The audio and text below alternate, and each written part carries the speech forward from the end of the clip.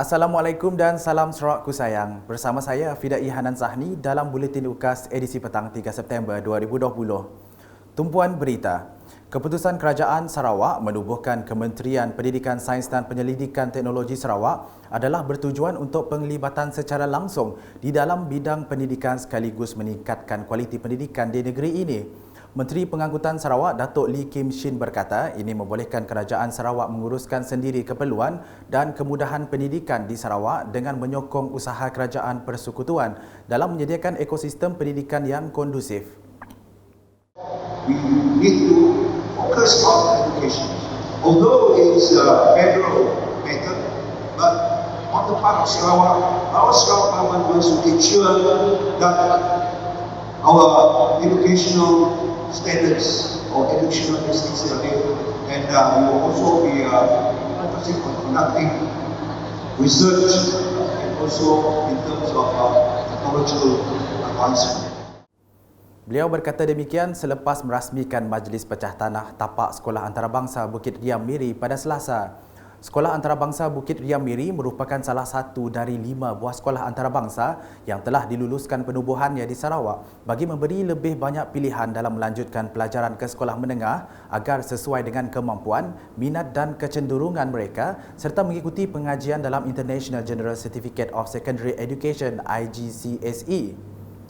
Bangunan sekolah antarabangsa Bukit Riam ini bersaiz 1 ekar dan menelan kos pembinaan sebanyak RM5 juta dan siap dalam tempoh 1 tahun. Berita seterusnya, sebanyak 5 permohonan projek pembangunan di sekitar Kampung Sungai Ud Dalat berjumlah keseluruhan RM120,000 telah diluluskan Kerajaan Sarawak. Turut diluluskan 3 permohonan projek pembangunan sekitar Kampung Sungai Ud Hilir Dalat berjumlah keseluruhan sebanyak RM99,500. Penyampaian surat kelulusan bagi projek-projek berkenaan telah disempurnakan oleh Menteri Kebajikan Kesejahteraan Komuniti, Wanita, Keluarga dan Pembangunan Kanak-kanak merangkap Adun Dalat Datuk Seri Fatimah Abdullah semasa program ziarah di Kampung Sungai Ud dan Kampung Seberang Dalat semalam. Terdahulu, Datuk Seri Fatimah merasmikan projek-projek yang telah siap dengan peruntukannya dari MRP Adun. Program selama sehari itu bertujuan berkongsi tentang inisiatif-inisiatif Kerajaan Gabungan Parti Sarawak melalui Kementerian Kebajikan Kesejahteraan Komuniti Wanita, Keluarga dan Pembangunan Kanak-kanak. Berikutnya, penganjuran randau Ahli Majlis Daerah Limbang bersama Ketua Masyarakat dan Ketua Kampung Daerah Limbang adalah suatu tindakan proaktif yang harus dimanfaatkan dalam merungkai permasalahan yang berlaku disebabkan masalah komunikasi. Menteri Muda Pemodenan Pertanian, Tanah Adat dan Pembangunan Wilayah Sarawak, Datuk Dr. Abdul Rahman Ismail berkata, akibat kurang berkomunikasi menyebabkan berlakunya salah faham sehingga menyebabkan ada masyarakat yang tidak mahu membayar cukai taksiran. Salah satu sumber pendapatan utama kerajaan adalah percukaian. Percukaian. Kena dapat lari, kena bayar. Siapa yang mau membayar, kena bubut oleh LHDN, kena bubut oleh wali kota. Cukai pintu, wali kota. Kena marah. Kena marah ni wali kota ni. Papan aku punya, paku aku punya. Apa akan dibayar? Bukan aku minta daripada Majlis Daerah membeli papan.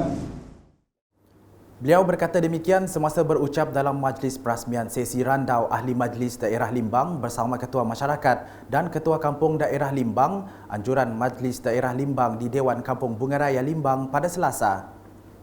Cukai taksiran itu bertujuan menampung kos perkhidmatan yang disediakan majlis daerah seperti menjaga jalan, longkang, sampah, lampu jalan dan untuk maksud am.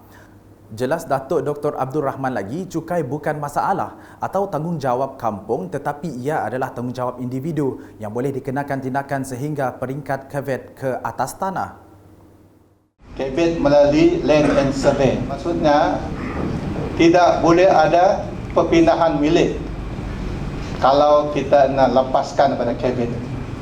Dan untuk lepasan pada KEVET mesti perlu membayarlah mana-mana tunggakan cukai rugi, sebab tunggakan itu ditambah lagi dengan interest. Kalau sepatutnya kita bayar 2,000, mungkin kita kena interestnya 4,000 jadi 6,000 kena bayar. Tapi waktu itu sebab kan mau tanah, dapat uang dibayar. Kakas duit pinjam sana. Kalau dibayar secara tahunan ataupun 6 bulan sekali, tidak mahal. Ada yang cuma kena bayar RM10. Berikut pula mengenai penganjuran Agriculture Community Outreach Program AgriCorp yang bertujuan memberikan kemahiran dan pengetahuan kepada penduduk dalam bidang pertanian yang semakin mendapat tempat di kalangan masyarakat di Sarawak. Menurut Ahli Dewan Undangan Negeri Adun Batu Danau, Paulus Palu Gumbang, masyarakat di kawasan Dun Batu Danau perlu memanfaatkan peluang ini dengan mengadakan kerjasama erat bersama Jabatan Pertanian Sarawak bagi memperkembangkan lagi pengetahuan dalam bidang pertanian. Semasa Majlis Pelancaran AgriCorp di Rumah Baba, Kampung Penganan pada Selasa, Paulus telah meluluskan geran bernilai RM20,000 kepada pengerusi Jawatankuasa Kemajuan dan Keselamatan Kampung JKKK kampung tersebut bagi kos projek pembinaan stor. Turut diberikan bantuan 2 set kerusi roda kepada Rigna Anak Abbas yang berusia 78 tahun dan Cyril Pereira Beji Anak Bakat berusia 15 tahun yang merupakan orang kelainan upaya serta sumbangan RM5,000 kepada Guru Besar SK Penganan bagi keperluan membeli projektor. Berita selanjutnya pula mengenai program Semarak Dakwah 2020 Negeri Sarawak yang telah dianjurkan di Masjid India Badan Kuching baru-baru ini merupakan program yang dianjurkan di seluruh Malaysia sempena dengan sambutan Hari Kebangsaan kali yang ke-63. Ketika berucap sempena majlis perasmian program tersebut, Pengarah Jabatan Agama Islam Sarawak, Ustaz Haji Khalidi Ibrahim berkata, program itu merupakan platform untuk mendekati anak-anak muda dan belia khususnya pada malam sambutan Hari Kebangsaan setiap tahun. Katanya kelompok ini merupakan kumpulan sasar yang perlu diberi perhatian dan didekati oleh masyarakat khususnya badan-badan dakwah kerana menurut kajian golongan tersebut di antara yang berisiko untuk menyumbang kepada masalah sosial dalam masyarakat. Selain itu, kelompok ini juga sebenarnya mempunyai potensi besar untuk menyumbang kepada negara sekiranya masa dan tenaga mereka dimanfaatkan kepada perkara-perkara yang berfaedah. Ujar beliau lagi, program anjuran Yadim Negeri Sarawak dan juga semua badan-badan bukan kerajaan Islam ini juga memberi ruang untuk mendampingi dan menyantuni golongan gelandangan yang berada di sekitar. Beliau berharap program tersebut dapat diteruskan pada masa akan datang serta ditambah baik dengan memasukkan lebih ramai kumpulan sasar termasuk golongan B40 untuk disantuni.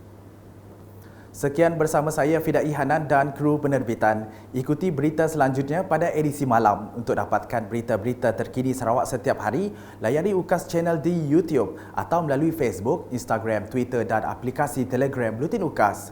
Salam UKAS.